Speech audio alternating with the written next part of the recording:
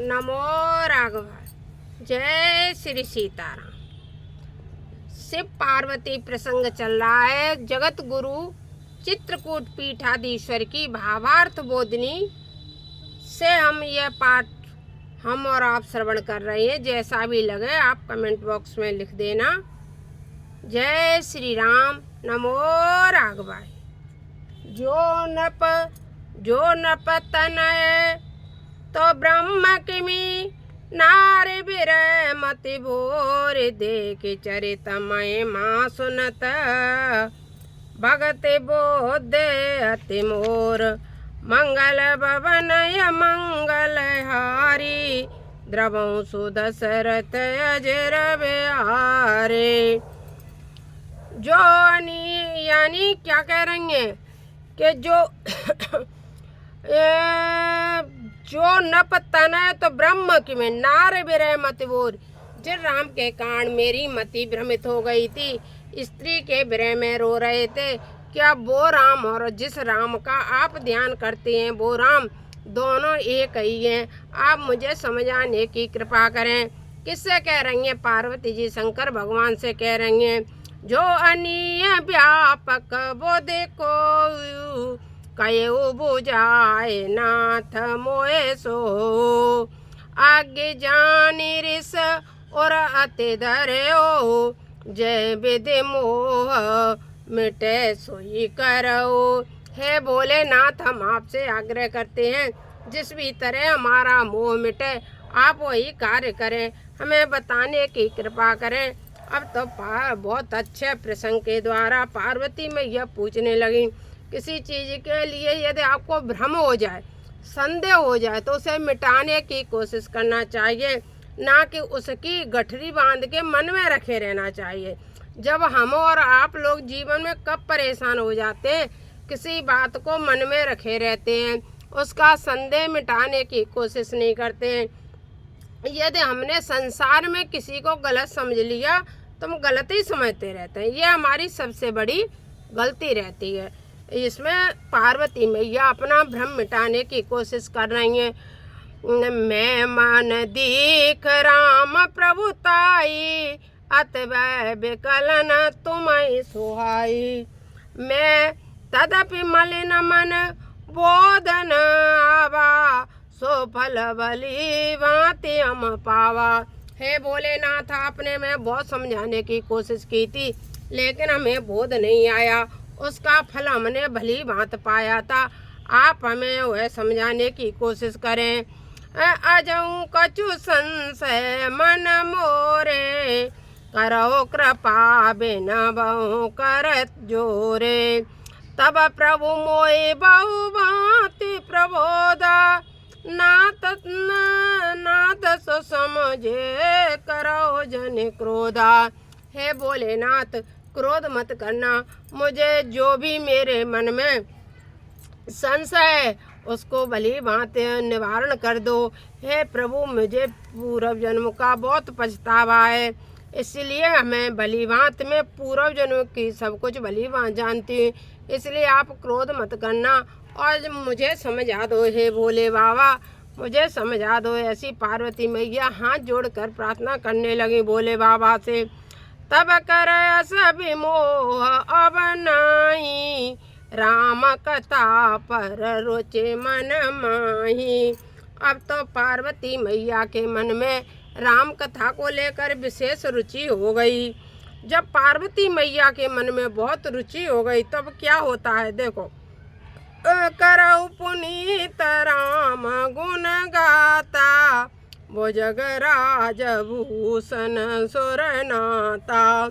इस समय पहले जैसा विकृत मोह नहीं है, मन में श्री राम कथा पर रुचि है। पार्वती मैया कह रही बोले बाबा से कि पिछले जन्म जैसी कोई बात नहीं है, मेरा तो राम कथा में बहुत रुचि हो गई है। मैं सर्पों के राजा शेष को आभूषण बनाकर धारण करने वाले हे देवताओं के स्वामी शिव जी, आप श्री रामचंद्र जी के पवित्र गुणों की गाथा कहिए। हे भोले बाबा, पवित्र गुणों की गाथा कहिए। सुखमय जीवन के लिए रामचरित अभी आगे चौपाई में एक अगले ब्लॉग में निकला है, उसमें मैंने क्या कहा है, रामचरितमानस के सरस्वती को भी तो कठपुतली की तरह भगवान राम नचाते हैं। राम सर्वस्व है, राम है, राम से मतलब राम की क्या कहें, इतने बड़ी व्याख्या करने बैठ गए तो ये प्रसंग पीछे चला जाएगा। इसलिए अब किसी दिन उस पर हम कहेंगे अगले कभी बैठ के। अभी तो जो प्रसंग चल रहा है वही। तो वह पार्वती मैया बार बार कहने लगी, हे प्रभु, हे भुजगराज, आप मुझसे अच्छे तरह से मुझ पर गुस्सा न करते हुए अच्छा प्रसंग सुनाइए। बंदऊ पद धरे धरनि सिर, विनय करो कर जोर, बरनहु रघुवर बेसद जसे, सुत सिद्धांत निचोर। पृथ्वी पर मस्तक रखकर मैं आपके चरणों की वंदना करती हूँ, हाथ जोड़कर आपसे विनय करती हूँ। आप वेदों के सिद्धांतों को निचोड़कर श्री रामचंद्र के स्पष्ट यश का वर्णन कीजिए। अब तो पार्वती मैया कह रही हैं, आप अपने उससे पूरा वेद, जो वेद हैं उनका निचोड़ करके श्री राम कथा को कहो। पार्वती मैया एक एक चीज़ सुने चाह रही हैं, वो मतलब राम कथा के गूढ़ रहस्य को। इसीलिए तो रामचरित यह कोई दूसरे ने तो सुनी, मतलब 3 जगह प्रसंग चली और तीनों याज्ञवल्क्य ऋषि और काकभूषुंड जी और गरुड़ काकभूषुंड, याज्ञवल्क्य भरद्वाज और शंकर पार्वती। अब जिस कथा को सुनने वाली पार्वती मैया जगत जननी होंगी तो सोचो भोले बाबा ने ये कथा कही तो वो तो क्या नहीं क्या क्या कथा में प्रसंग निकले।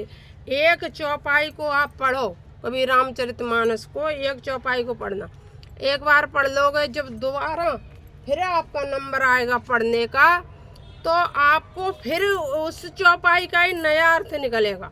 रामचरितमानस आप कितनी, हम तो नॉर्मल इंसान हैं, आप विद्वान से विद्वान किसी ऋषि महात्मा संत के मुख से सुनना। जब जब उन्होंने ये पढ़ा है रामचरितमानस और जब जब उन्होंने पाठ किया है तभी एक नया पाठ और नया शब्द और नया अर्थ निकल के आता है। रामचरितमानस की एक एक चौपाई के अनेक अर्थ हैं। विद्वानों में बैठो, कभी आप सत्संग में बैठो, मेरे भाई साहब एक सत्संग में जाते हैं, वहाँ कहते हैं बहुत अच्छे विद्वान आते हैं, वो एक चौपाई के न जाने कितने अर्थ निकालते हैं, यहाँ का वहाँ एक एक चौपाई इतने। और मेरे गुरुजी तो चित्रकूट पीठाधीश्वर का तो कहना ही क्या है, उनका तो कुछ कह ही नहीं सकते। गुरुजी तो भैया अब कितने हर बार नया अर्थ, एक चौपाई पे गुरुजी तो 8-8 10-10 दिन बोलते रहते हैं। प्रयागराज में मुझे भगवत कृपा से ऐसा सौभाग्य प्राप्त हुआ जिसमें गुरुजी बोले थे कि 4 दिस चितय कहत सब लोगु और सब विधि भरत सराहन योगी। इस चौपाई पे बोले थे, 8-10 दिन तक इसी चौपाई पे बोलते रहे। तो गुरुजी के चित्रकूट पीठाधीश्वर तो भैया ऐसे पुरस्कार नहीं मिला है, वो तो परम वेदज्ञ ज्ञानी है, ऋषि महात्मा है, इसलिए उनका तो कहना ही क्या है। ऐसी बिल्ली परेशान करने लगी है, ये कुछ पूछो मत। बच्चे ले आइए और न कथा हो पा रही है बहुत दिन से, अभी मैं फिर से आज वो शुरू की है। बंदऊ पद धरे धरनि सिर, विनय करो कर जोर, बरनऊ रघुवर बिसद जसे, सुत सिद्धांत निचोर। यद्यपि जोषित नहीं अधिकारी, दासी मन क्रम वचन तुम्हारी।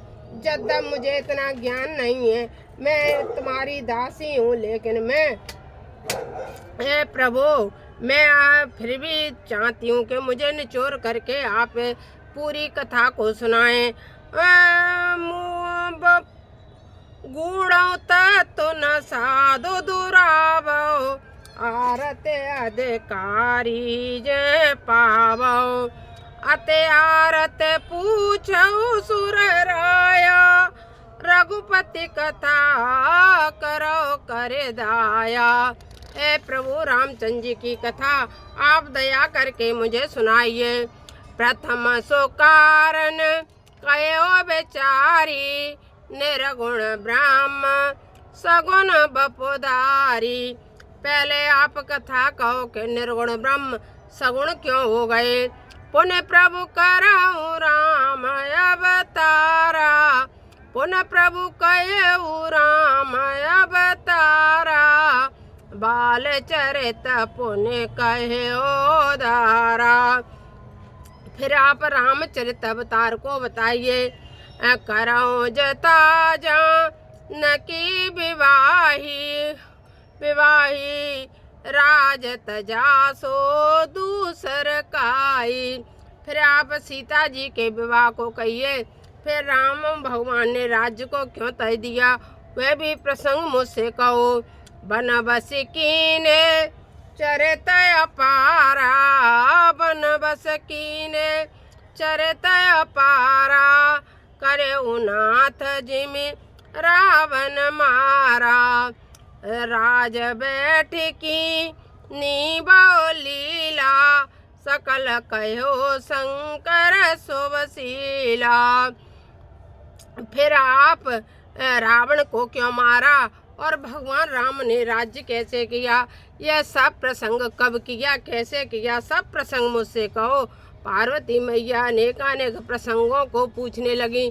भगवान शंकर जी के सामने अपने प्रश्न रखने लगी। कौन? पार्वती मैया। बर कहो करुणा यतन की न जो अचरज राम, प्रजा सहित रघुवंश मणि, किमि गबने निज धाम।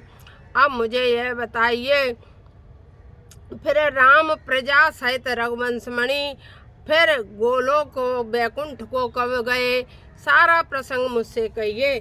मैं इस प्रसंग को सुनना चाहती हूँ। अब तो पार्वती मैया के मन में बड़ी लालसा थी, वही प्रसंग सुनने के लिए लालायत तो हो ही रही थी। और उन्हें कहने लगी कि ये सारे प्रसंग मुझसे कहिए है भोलेनाथ, मैं सब प्रसंगों को सुनना चाहती हूँ।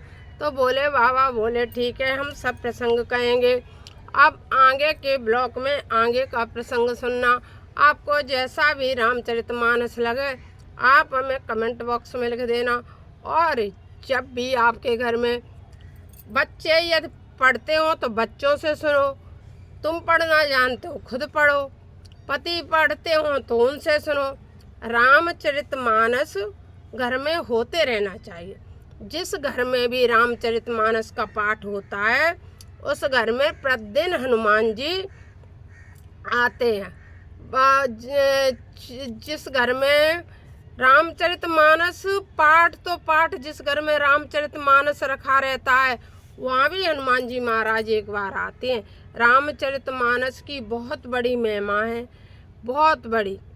कलयुग में ये तो है ही कि राम राम राम राम राम राम राम सीताराम सीताराम। चाहे कलयुग केवल नाम आधारा है, सुमेरे सुमेरे नर उतरे पारा है। जितना आपने नाम जप कर लिया वही संग जाएगा। और इससे ज़्यादा जितनी भी चल रही है ठगियाई, बेईमानी, उचक्याई, झूठ, सत्य असत्य, दूसरे का बुरा अच्छा, ये तो सभी कहते हैं, कथा में कहते हो, सब जानते हैं। दूसरे के सुख से दुखी है, अपने दुख से दुखी कोई नहीं है। दूसरा, यह कुछ कलयुग का प्रभाव कह लो या लोगों में एक दूसरे के देखने का प्रभाव कह लो कि कब दूसरे का पैसा हमारी जेब में आ जाए, ये लोगों की धारणा बन गई है। तो इसके बारे में ज़्यादा अपन को सोचना नहीं चाहिए। क्यों नहीं सोचना चाहिए? जो जैसा करेगा वो वैसा भरेगा। इसके बारे में ज़्यादा नहीं सोचना चाहिए। रामचरितमानस पढ़ोगे तो सब कुछ आगे प्रसंग आएगा। बहुत अच्छा प्रसंग चल रहा है। और पार्वती मैया का अंगला आपको जैसा भी लगे बताना। नमो राघवाय। जय श्री सीताराम, जय श्री सीताराम।